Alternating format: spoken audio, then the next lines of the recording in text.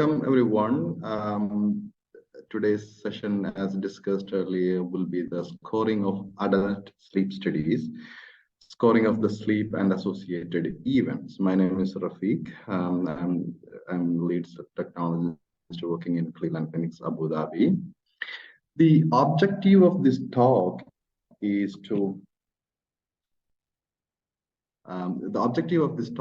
discuss about the adult sleep staging rules, discuss the adult arousals scoring rules, discuss the adult respiratory events,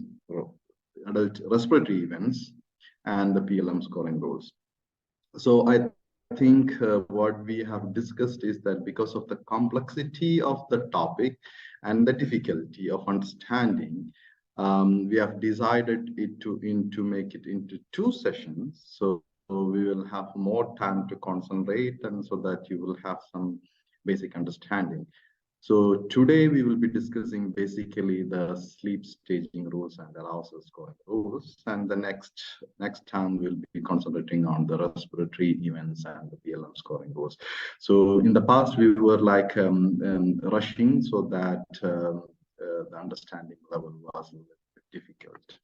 As the doctor explained, it is very difficult topic, and if you are not into, or you haven't seen a sleep study done or something like that, to understand it's very difficult. But please be with me, and I like everyone to interact so that I will get the real-time feedback. If you have any doubt at any point of time, please feel to ask. So before we go into the sleep staging rules, let me recap what are things you might have studied so far. It is basically how the sleep is initiated, So we know the sleep is initiated because of the circadian process, process C or a process S, the homeostatic process. In the night, what happens is that when we are in the night, what happens? The light from outside reduces the signals to the retinohypothalamic tract, and it stimulates the suprachiasmatic nucleus. And it stimulates the pineal gland and produces what is called as the melatonin. So melatonin, and because of the ATPs and adenosines generated, some of the area in the brain, this is called as the VLPO, ventrolateral preoptic nucleus of the brain, gets stimulated, and it is the switch for the starting of the sleep. You can see here there are a lot of areas, basal forebrains, LDT, PPT, which both are secreting the acetylcholine, and then locus coeruleus, which produces the norepinephrine, TMN, which produces the histamine, lateral hypothalamus, which produces the orexin or hypocretin, and all these areas stimulates awakening. Only one area, this is little tiny VLPO, is responsible for making you sleep. So what happens? So when this VLPO is stimulated, it sends inhibitory signal to all of those areas. For example, histamine is making you awake. So what happens if you take antihistamine? You always makes you drowsy. Why? Because the histamine effect of making you sleepiness is not there.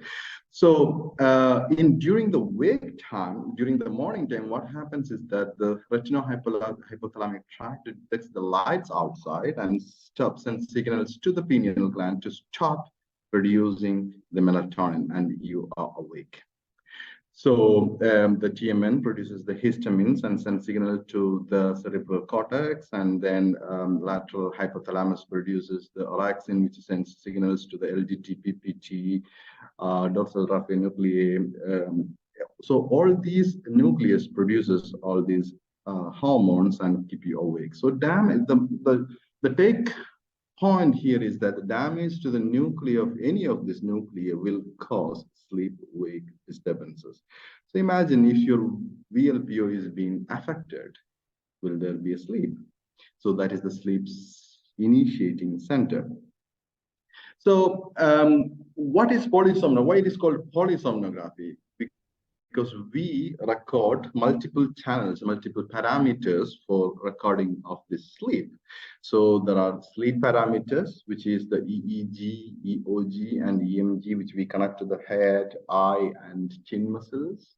And then we have the respiratory muscles for the chest and abdominal, thoracic effort, and the pressure cannula, and the thermistor to record the breathing parameters, and then we connect some of the leg EMGs to the legs, and then ECG as well. So we will be discussing mainly the sleep parameters and the respiratory parameters. So what happens in a sleep study? When you connect all these wires to the head, face, body, all this connected to the head box, and then from the head box, it gives in the signals to the computer, and you see something like this, more or similar like this. So what happens here is that this area is the neurological or the sleep parameter area, where you have all the EEGs and EOGs. You can see here. You can see that this is the left eye and right eye, and these are the EEG channels. And then you have the chin EMG. This area below is the respiratory areas, where you can see that the temperature, thermistor flow, pressure flow, chest and abdominal movements. You can see the SpO2 as well here. So we have the EEG pattern up and then respiratory pattern down. And then you have additional leg movements, the left and right left leg EMGs you can see here. And additionally, you can see that there is a ECG channels. How you are scoring the sleep studies? It is basically based on scoring rules. In the past, it was based on the RN, Gershaplan and Kale's rules, which was developed in or published in 1968. Until 2007, the RNK rule was used to score the sleep studies. To stage sleep studies, better say. And from 2007 onward, American Association of Sleep Medicines started producing the manual for the scoring of sleep and associated events. So last two weeks before, they published the latest guideline, that's the version 3, and it is available for the scoring. There is no big changes between the previous 2.6 and the version 3, but it's better to understand what is happening in this field. So now, so let's go for the adult PSG scoring. So sleep parameters, what all are the sleep parameters we use? EEGs, which is connected on the scalp, and EOGs on both sides of the eye, and then chin EMGs. So we connect all those things to get the sleep. So what are the stages of the sleep which we have studied so far? We know that we have an NREM sleep and an REM sleep. So adult, when they start sleep, they start with NREM. So what are the NREM sleeps? Stage N1, stage N2, and stage N3. So once you start sleeping, initially you go into the N1 and then you sleep there only for a short period of time, and then you will go to the N2 sleep, and eventually you will be in N3 sleep. Once you start sleeping, if you start sleep right now, within 70 to 110 or 120 minutes, usually in 90 minutes time, you will have the first REM sleep. Again in 90 minutes, the next REM sleep will happen. So every 90 minutes, more or less, you will have the REM sleep coming. So what is the percentage of the NREM and REM sleep? So you can see that here REM sleeps accounts almost to 20 to 25%, and the rest of the 75 to 80 percentage is the NREM sleep. You can see N1 is only 2 to 5%, whereas the N2 sleep is the major chunk of the sleep, which is 50% around. And then N3 sleep is also 20 to 25%. What is the take-home message? If you're sleeping around 6 hours or 7 hours on a night, you will be sleeping 1 to 1.5 hours, you will be dreaming. But we don't remember that because most of the time we remember only small portion of the dream. Here, one more thing I have to introduce. In the first half of the night, you can see that the N3 sleep is more predominant. N3 or the slow wave sleep is more predominant. And then the second half of the night in REM sleep is more predominant. That's why most of the time when we wake up in the morning, we know that, oh, we were dreaming. So the first half is mainly the N3 or the slow wave sleep, and then second half is mainly the REM sleep. So how these sleep stages are scored based on the changes or the electrical activity of the brain, which is the EEG, and then activity of the electrooculogram, which is the EOG, and the TIN EMGs. So these are the three parameters required for the scoring of the sleep. How the sleep is scored. So earlier you have seen that in the EEG window, so when to score a sleep stage, you use the 30 seconds per page window.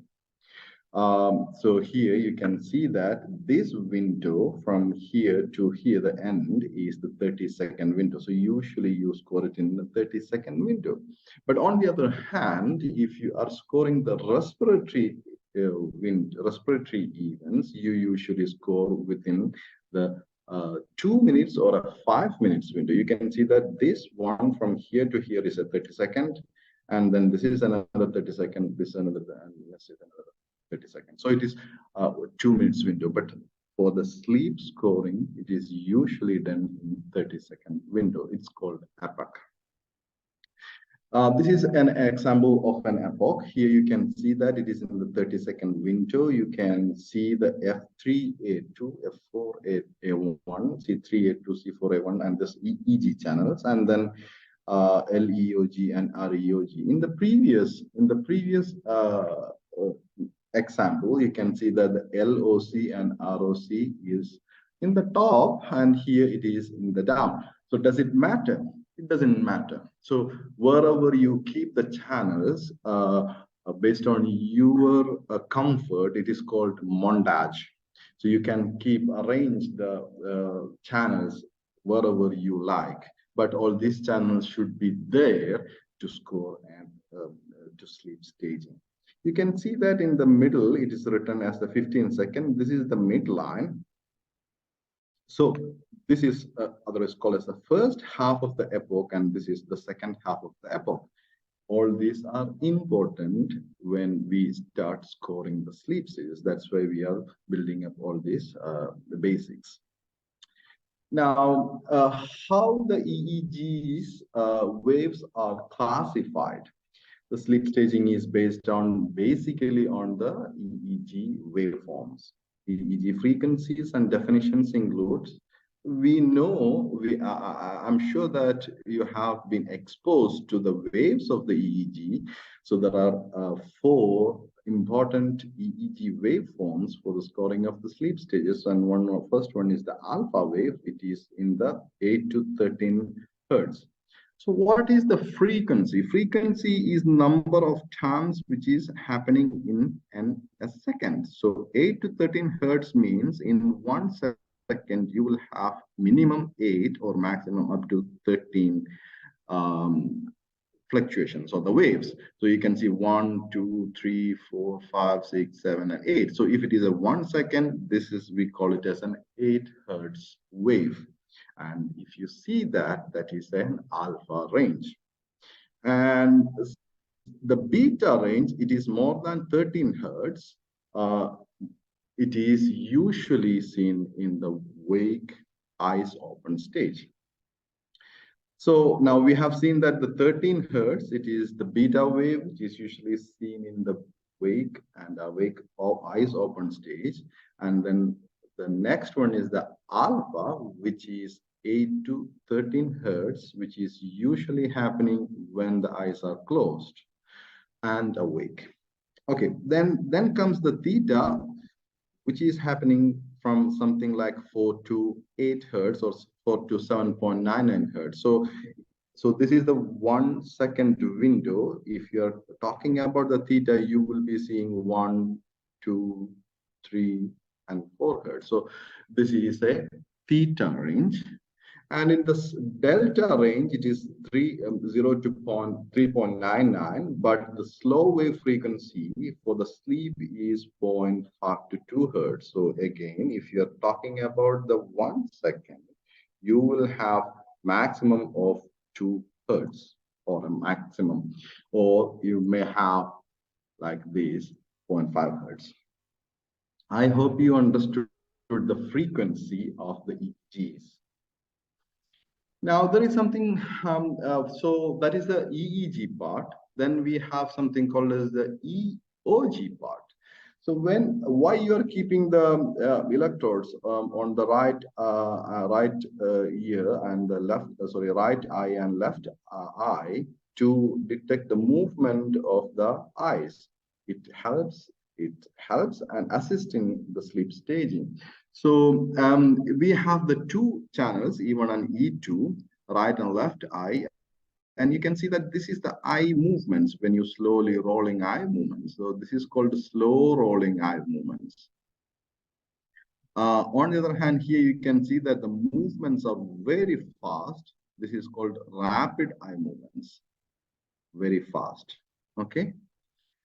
Now, these are the other eye movements like reading eye movements or a blink. This is very short, fast movements.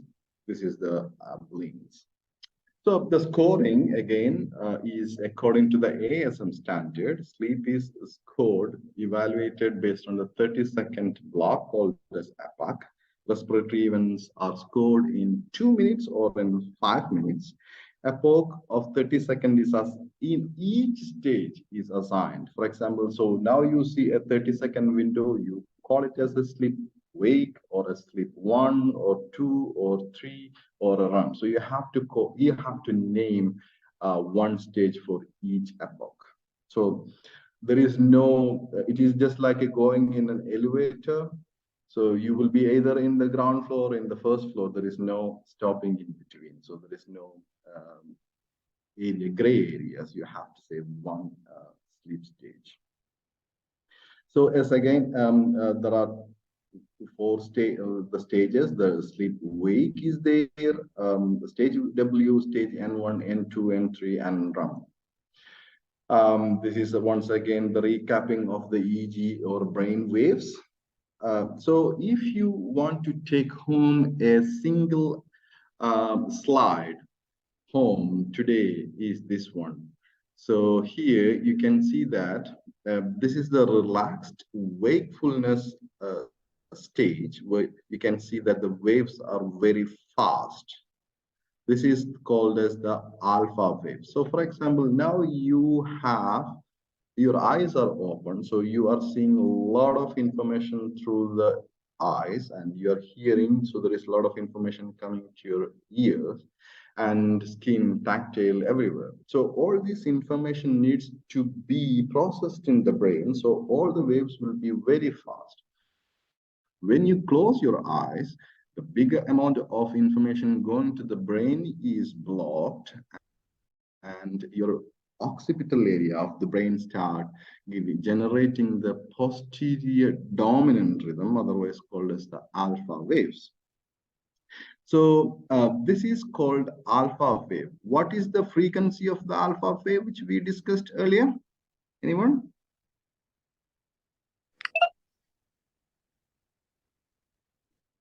I didn't hear. 8 to 13. 8 to 13 hertz. 8 to 13 hertz in 1 second. So you can see, if you, for example, if you count from here to here, and let's say this is the 1 second, 1, 2, 3, 4, 5, 6, 7, 8, 9. So this is called alpha wave. So when you are awake, the brain waves are high. When you are asleep, the information into the brain is less, so the processing of information is less. The waves will be small, bigger, and taller. So now once you start sleeping, the theta waves start coming up, which means that the alpha wave reduces, or the frequency reduces from 8, it will go to the 7, 6, or 5, or 4, something like that. So that is what is called as the stage N1, where you will see theta waves basically. So you can see that here, this is in 1 second epoch. So you can 1, 2, 3, 4, 4.5, 5 hertz. So when you see a theta wave, you can, majority of the entire epoch, or majority of the epoch, you can say that patient is sleeping. When you see majority of the epoch, the alpha wave, you can say that patient is awake, and that is with eyes closed. If you see majority of the epoch more than 13 hertz, you can say that the patient is awake and eyes open. Now, what happens when the patient starts sleeping? The frequency reduces and the height of the wave increases. That is called as the amplitude. So once you start having the N1, or when you start seeing the theta waves predominantly in the epoch, you can say that is the patient starts sleeping.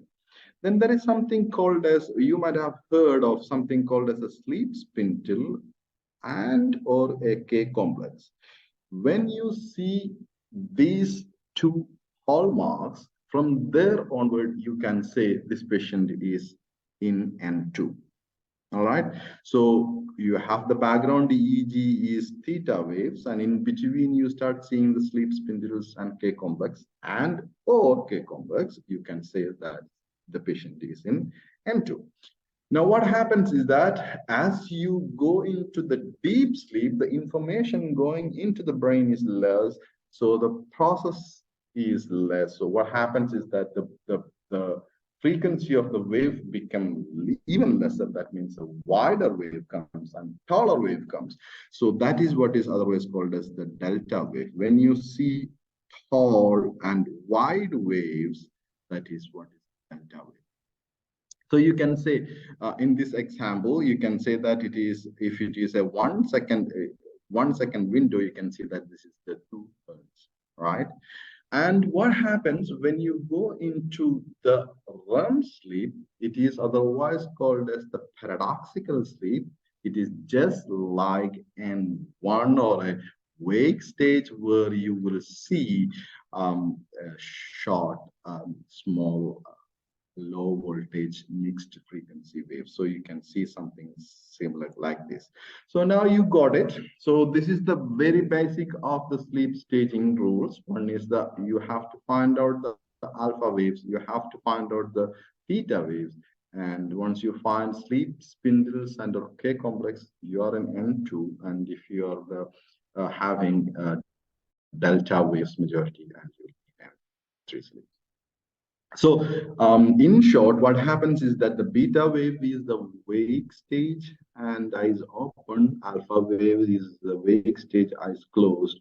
And when you start sleeping, you will have theta wave. And in between, you see K complex and sleep spindle N2. And then when you see the high voltage, low frequency waves, delta waves, you are in N3 sleep. So, how you score or a stage weight? That is the question. So, as said earlier, how the scoring of the sleep is based on the epoch. If you see more than 50% of the epoch alpha wave, that is what is an wake epoch. epoch.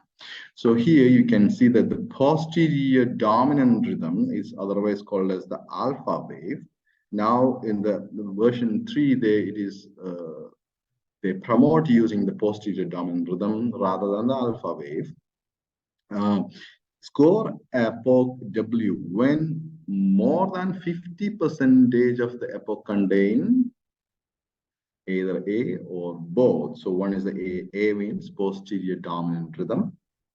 That is the alpha wave. More than 50% of the epoch is alpha wave. Or the eye blinks or the rapid eye movement associated with the normal or high chin tone or reading eye movements, which we have discussed a little bit earlier. So you have the eye blink or the reading eye movement and or your 50% or more of the epoch is alpha wave or a posterior dominant rhythm. You will call it as wake. So you can see here, alpha waves are more prominent in which channel? Is it frontal, central, or occipital? Anyone? Occipital. Occipital. So we need to look at the occipital channels. So you can see that in this epoch, it is alpha waves are predominant, and you can see that the rapid eye movement and slightly elevated chin tone. So this is a wake epoch. So you can see here, it's very clear. Here in this area, there is a little bit of beta waves, fast activity. And then once the patient start closing the eyes, the alpha wave predominates. And then when the patient start opening eyes, this is beta wave again, this is alpha wave again when the patient start closing the eyes. So you can see that this, once you see this type of pattern in the occipital channels, this is alpha. So in this epoch, majority of the epoch is alpha, and consequently, this epoch is wake. So here again, you can see that in the occipital channels, this is the classic alpha waves predominates, except in this area and in this area. So majority of this epoch is alpha wave. What is this epoch? Is it N1 or W? Wake stage. Similarly, you can see that it's alpha wave starts attenuating here, which means the patient is starting drowsy, but at the same time, you can see that the slow rolling eye movements and fast movements also. So this is also wake. Here, again, these are some of the examples, and you can see that in this area is the alpha wave predominates, and this area alpha wave predominates. But in this middle area, this is called micro sleep. The patient is about to fall asleep. Earlier we discussed. So the VLPO starts signals to inhibit those areas, dorsal raphe nuclei, locus coeruleus, and lateral hypothalamus areas. So it started working, but it's not completely stopped. So this is the area is having this micro sleep, but still the majority of the epoch is alpha wave, so it is called wake. So the scoring N1. So how you score N1? So if the epoch more than 50% is alpha, this is W. So its opposite will be the N1. More than 50% of the epoch is theta. That means less than 50% only you can see the alpha wave. That will be the stage N1. So the individual who generate the posterior dominant rhythm or the alpha rhythm score N1 if the posterior dominant rhythm, the alpha rhythm, is attenuated and replaced by low amplitude mixed frequency for more than 50% of the epochs. So in this N1, more than 50% of the epoch is theta waves. When you see theta wave predominates, that is the N1. So N1 usually occurs at the sleep onset from the lights out. May follow arousal from the EEG activity will be 4 to 7 hertz. Alpha activity is less than 50% of 30 seconds. EEG may be having slow eye movements. It will never be fast movements. EMG remains relatively elevated or maybe slightly reduced, and the N1 comprised of 2 to 5% of the total sleep time. It is the shortest sleep stages of all sleeps. So here you can see that in the first half, this area, you can see that the alpha wave, if you are not sure what type of wave is, instead of going close to the monitor, you just move backward and see the monitor. So you will have better visualization of the wave. You can see here in this first 1 to 2 seconds or maximum of 3 seconds, there is alpha wave, and then the rest of the wave is theta. What stage is this one? Is it wave or N1? N1. N1. Great. So this is the same thing here. You can see that it is the alpha waves predominates in the first half, and the patients start drowsy, and it's going into the N1 stage. Here you can see the same thing. The alpha waves are not much at all, better say, or maybe you can have few alpha waves here and there.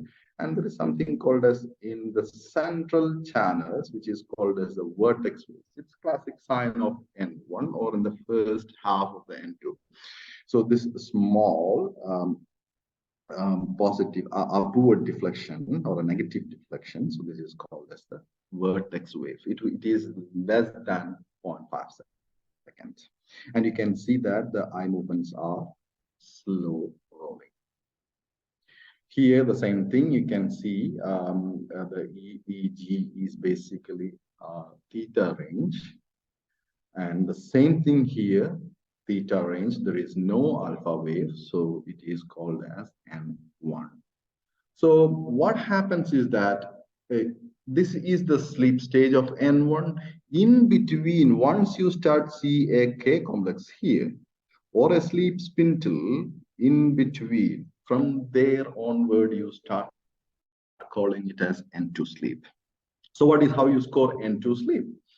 N2 sleep, one or more planes of the sleep spindle, which is 11 to 16 hertz, usually 12 to 14 hertz, and it is more than greater than 0.5 second in duration, or a K complex, negative sharp wave followed by a slower positive component, again more than 0.5 second in duration. Background EEG is low voltage mixed frequency wave, not to confuse, it is theta wave. And then high voltage delta may comprise, you can see some of the delta wave here and there. The EOG, what happens during the EOG, there is no eye movements. EMG will be still relatively elevated or lower than the wake or N1 stage, and the N2 stage comprises of 50%. So it is the major portion of the sleep stages, of total stages. So this is the example of a K complex, goes up and then slow downwards. It has to be more than 0.5 seconds. And the same thing here, this is the sleep spindle. It is like a spindly appearance. It is based on the appearance of the signal, it's got that name. And it is something in the range of 11 to 16 hertz, but usually is in 14 to 16, 12 to 14 hertz. All right, so this is an example of a sleep spindle here, and a K complex here. All right, so it is again 0.5 duration. It is most common in the frontal derivations, the F3 and the F4 derivations. All right, so this is again the spindle form, appearances, 11 to 16 hertz, 12 to 14 hertz is the most common one. It's again, it has to be minimum 0.5 second in duration. There is no amplitude criteria. It's only the appearance criteria. And usually it is maximal in the central regions. So the K complex you see mainly in the frontal, and the delta wave also you see mainly in the frontal. Central you see the spindle and the vertex waves. the occipital waves, you see mainly alpha waves. All right, so you can see here, where this is the background EEG. What is this background EEG? Is the patient is sleepy or awake?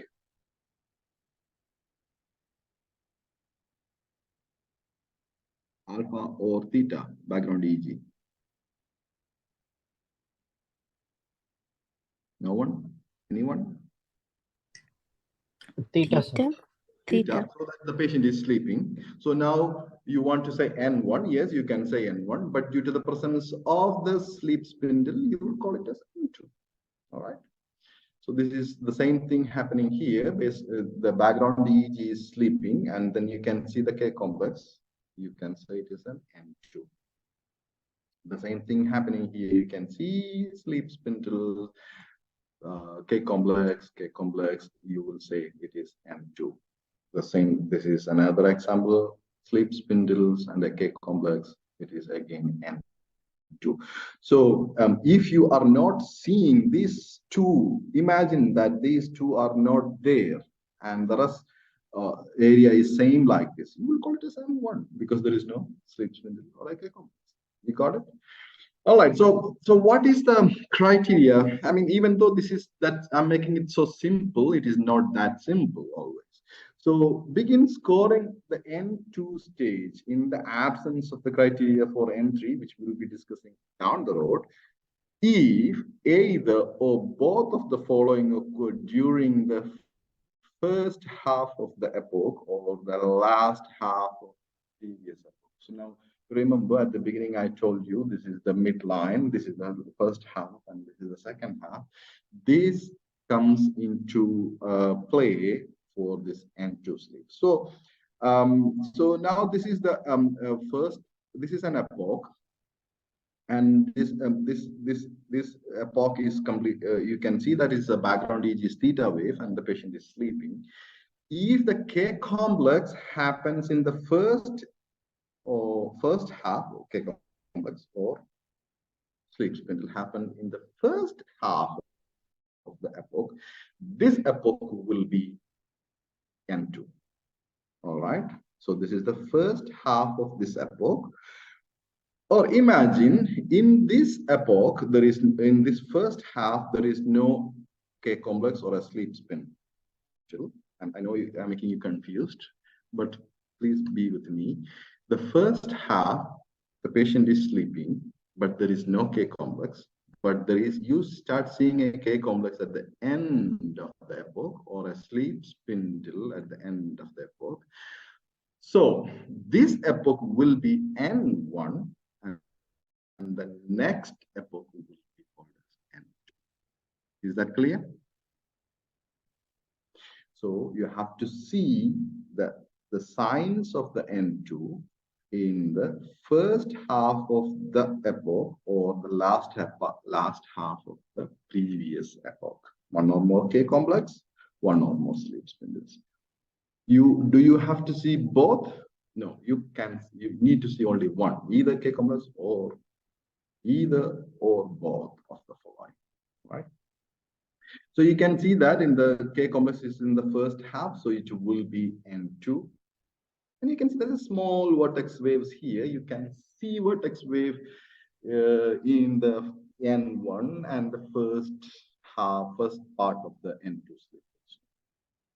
All right, so now you can see how you score N3 sleep. You can see that this is the delta wave, what you call as a wider wave and a taller wave, which is in the frequency of 0.5 to 2 hertz. And it has got some amplitude criteria. So from here to here, what is the amplitude? You have to see that. Not only the duration, it has to have an amplitude criteria also. So the amplitude criteria for delta wave is 75 per volt. And there will not be any eye movement as similar to N2 sleep. And the EMG will be variable. It may be very low or slightly higher than the REM sleep. So when you will call it as N3 sleep, when you have the epoch contain more than 20% of the epoch. So the question is, what is the 20% of an epoch? Anyone can guess?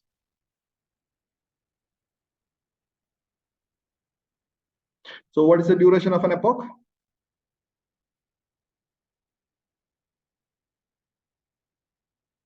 30 seconds. So 20% means 6 seconds, right? So in total, if you have a 6 second of delta wave, you can call from their own words as entry sleep, or that epoch as entry sleep. So here you can see that the tall, wider waves are more seen here, right? So this is more than 20% of this epoch, and consequently, as entry sleep. So this is the same thing. You can see that if it is touching these both lines, this is more than 20%. This is the air delta wave. So this is the 75-volt line. Okay, you can see here more delta tall and wider waves. This is entry sleep. So entry sleep, score entry when 20% or more of an epoch consists of slow wave activity with respect to age.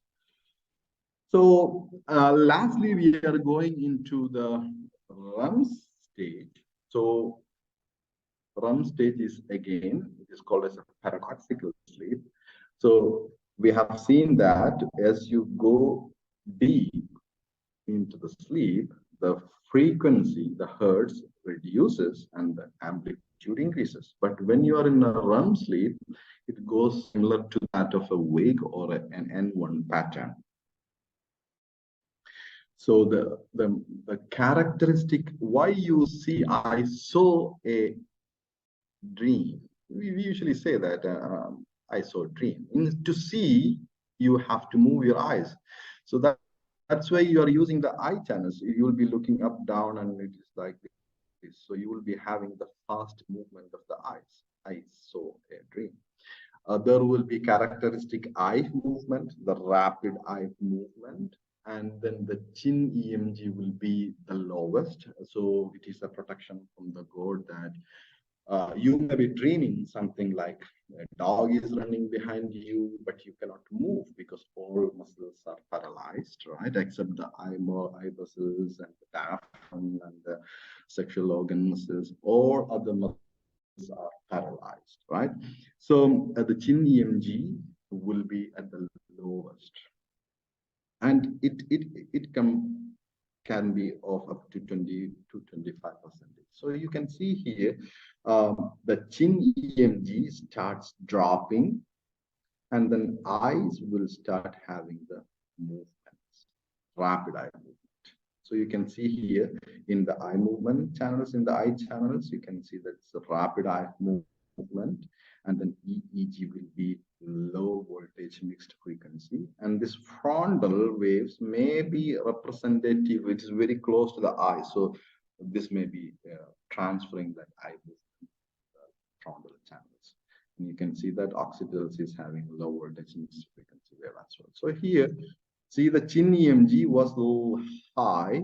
Gradually from here onward, it starts dropping. It is called paper thin chin EMG, and the eyes start moving very fast. Patient starting to dream. This is again the same thing. You can see the eye movement very fast. This is the stage where he starts dreaming. Here you can see the characteristic, but not pathognomonic. You can see this is called as the what is called as sawtooth waves. This is characteristically seen in the REM sleep. Okay, so now this is an example. You can see the chin EMG is high, and there is eye movement. This is the slow eye movement. There is the alpha waves here. So from here, this was called as W. From here onwards, the rapid eye movement start, and there is no EEG waves or a K converse or a sleep spindle. So from here onwards, this is called as REM sleep. All right. So when referring to scoring, they use the term stage R, And when referring to the physiological stage, use the term REM sleep. For example, stage R means the REM sleep stage, okay, not REM sleep. So when you say, oh, I have a 20% of the REM stage, no, REM sleep, like that. So what we have discussed in short so far is the alpha wave is the characteristic of the fast wave, and it is characteristic of the wake stage. When you see the theta waves, you are in the wake, you are in the N1. When you start seeing the sleep spindle or a K complex, you are in N1. And when you have the wide tall waves, you are in N3, and then low voltage, the mixed frequency, sawtooth wave appearance, you have the R1 sleep. And the chin EMG will be lowest, and the eyes will be starting to move. All right, so now, this card. Now, you can see that, let's see some, can you see my screen?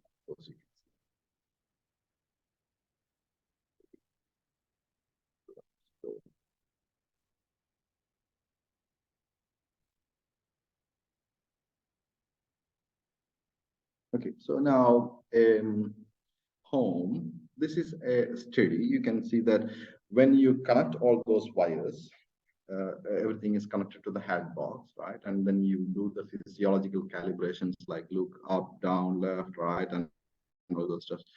Take breathe through the nose, breathe through the mouth, and take a long breath and hold it for 10 seconds, whatever. And then you switch off the light. That is called as the procedure is called as lights out, and this is the lights out epoch. So all your calculations start from this epoch. So in this epoch, what you see mainly, is it an alpha wave or a theta wave or a delta wave?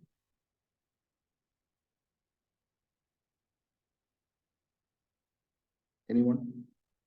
So you can see when you look at the occipital, this is the alpha wave predominates in this epoch. So this epoch will be wake.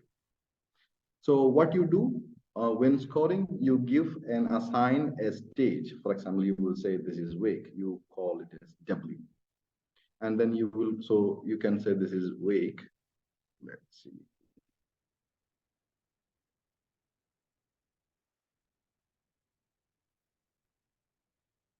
So this is wake. All right. So you can see the back. This is the, it is I've been highlighted as W wake. And then this, what is this stage? It's alpha wave, and the patient is moving, turning around. This is again wake. You can see that the fast eye movements, and then the fast, or the better say alpha waves predominantly, you can say this is also wake. The same thing happening here. You can see the alpha wave and the fast eye movements majority of the time, and you started rolling, slow rolling eye movements. This is again wake. This is also wake. This is also wake. What is this? Is this sleep stage? What stage is this? Is it wake or N1 patient starts sleeping or not?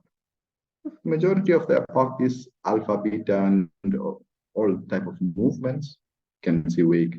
So the patient start drowsy from here to here, but it is still majority of the epoch from here to here, and in this area it is alpha wave. You can say the patient had a little bit of microsleep here, but majority of the epoch is wake. So it's still again wake. Same thing happened here. So here you can see that background EEG is theta, except for the fact over here, background EEG is basically theta. What epoch is this one? N1. So from here onward, you will call it as N1. You can see here also the same thing, background EEGs and mainly theta wave, except this area. And then rest of the area is also theta waves. You will call it as again N1. So you press 1, so it will be N1.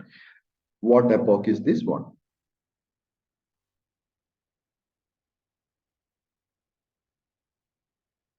Is it theta wave or alpha wave predominant?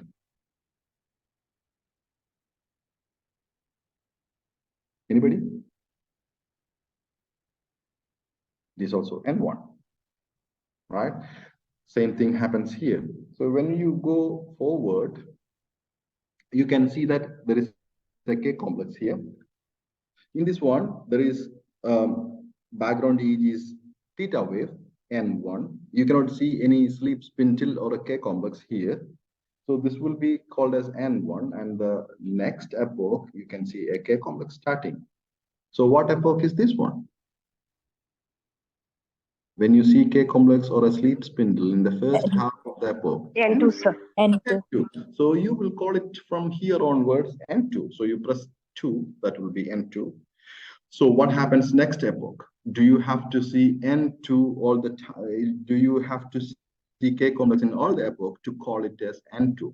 No, you can call from then onwards as N2 until the patient goes into N3 sleep or when there is an arousal, which will be coming now. So this is also N2. This is also N2. This is also N2. So it goes N2, N2, it goes on. You getting the point? So this is also N2. This is also N2 because there is no changes happening to his EEG. N2, N2, N2. So here what happens is that this patient at the end of this epoch, here you can see that there is an arousal. This is called as an arousal. So what happens is that you can see the alpha waves coming back, right? So when the alpha wave is coming back, when you are sleeping, it is called arousal. So this is the disruption of your sleep. This is what is happening if you have sleep apnea or whatever for any reasons. So this patient was in N2 with an arousal at the end. So you will make it an arousal, and what happens? You will call this epoch as N2, and you have to see what happens in the next epoch. So in this next epoch, it is mainly the wake pattern. So you will call this as wake, but the patients start to sleep again the last half, but still majority of this epoch is what? Wake. So you will call it as epoch. So scoring is basically majority of the epoch. So more than 50% is alpha, that is wake. Less than 50% is only alpha, so that is wake. So this is wake stage. Then what happens here? What stage is this one? N2. N2, of course, because you can see the K complex here and then sleep spindles at the end. Imagine if there was no K complex here, this would have been N1. If there was no K complex here, this would have been because the first half, the K complex or the sleep spindle should see in the first half. Since we have a K complex here, this will be N2. If not, this would have been N1, and due to the presence of the sleep spindle, next would have been N2. Clear? So this is what is the sleep staging. You just continue going. So now you can see that here there is an arousal. So now let's go back to the scoring again. So what is arousal? The arousal means abrupt shift in the frequency of the EEG sleep more than 16 hertz, or so including alpha.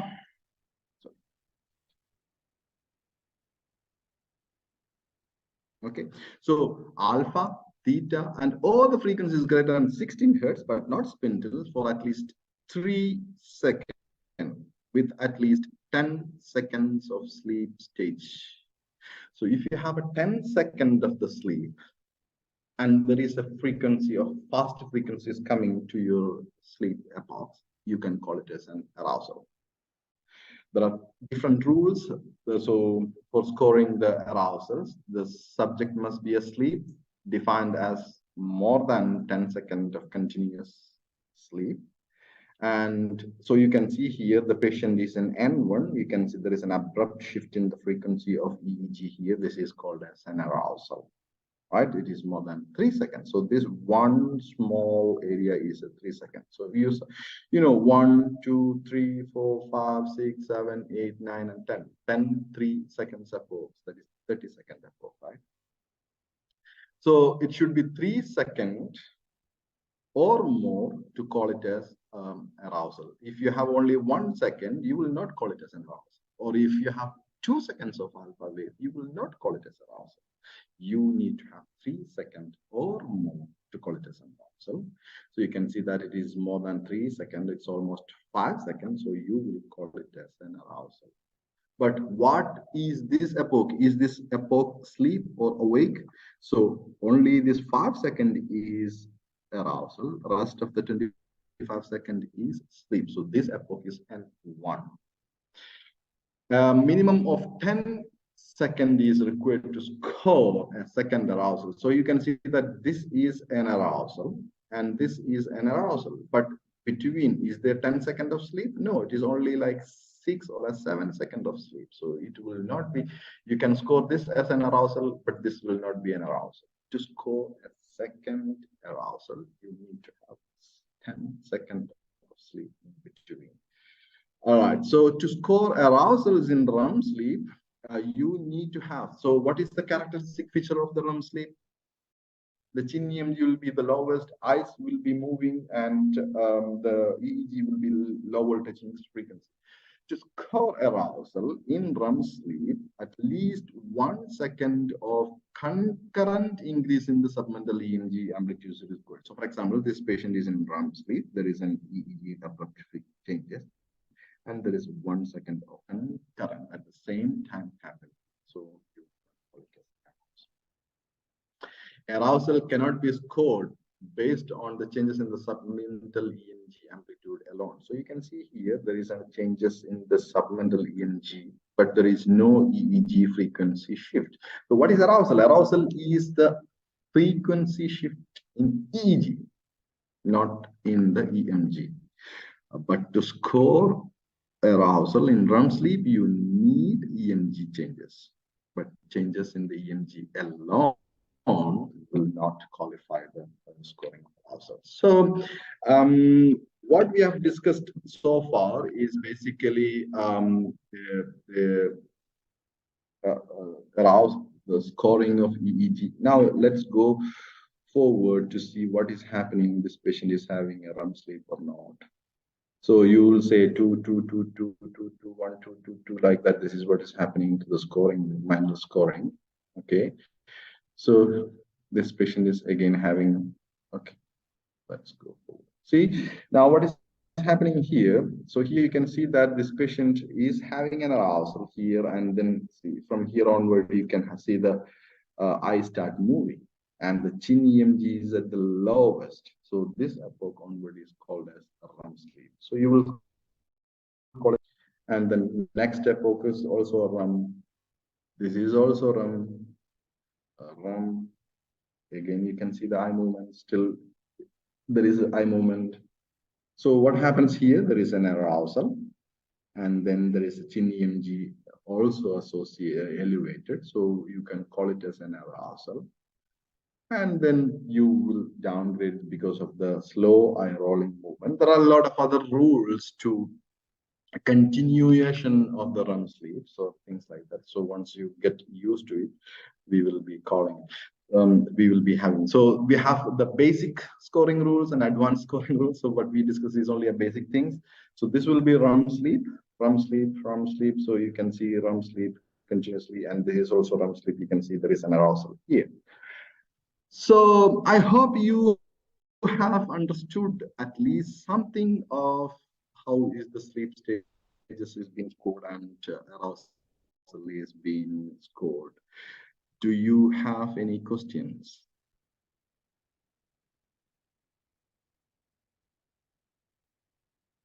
So we covered sleep staging and arousal scoring rules.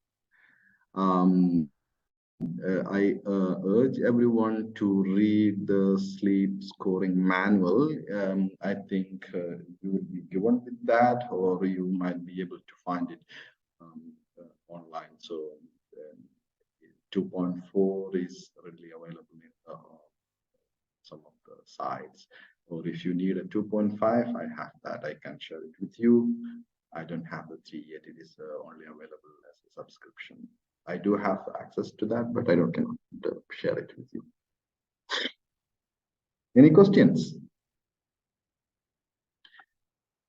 Somebody is having some questions. How to find artifact in an epoch? So the artifact is a good question, Sujitra. So we can discuss it in the next sessions if you like, because it's not an artifact, is not a simple thing, one thing. There are a lot of artifacts. ECG artifact is there, slow wave artifact is there, respiratory artifact is there, eye movement artifact is there. So we need to spend at least 5 to 10 minutes to discussing on that. We can discuss next session if we have time.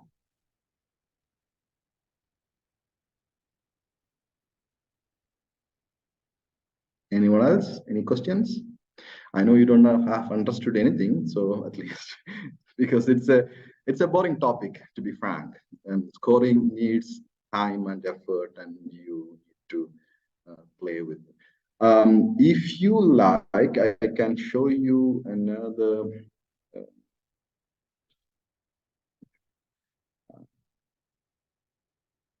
If you go to you can see my screen. You can see here, if you go to the sleep ISR, you can see sleep ISR. There is a sleep ISR underscore reliability assessment system. You can create a username and password here, and it is you can register. It is a free software where you can register and start scoring. So underscore reliability program is a program conducted by American Association of Sleep Medicines, where ASM accredited labs needs to have this score reliability test done. But when you create a username and password, you will get one steady free to score. So you can start scoring, and then once you score, they will rate your scoring according to the gold standard, and there will be a video also. So you can say why you scored it as, or why they scored it as N2 and it is not N1, or why they are scoring it as run, it is not wave. So you will get a rough idea of that. So I urge everyone to have a look into this one, israsm.org. Any other questions? Let me stop share screen.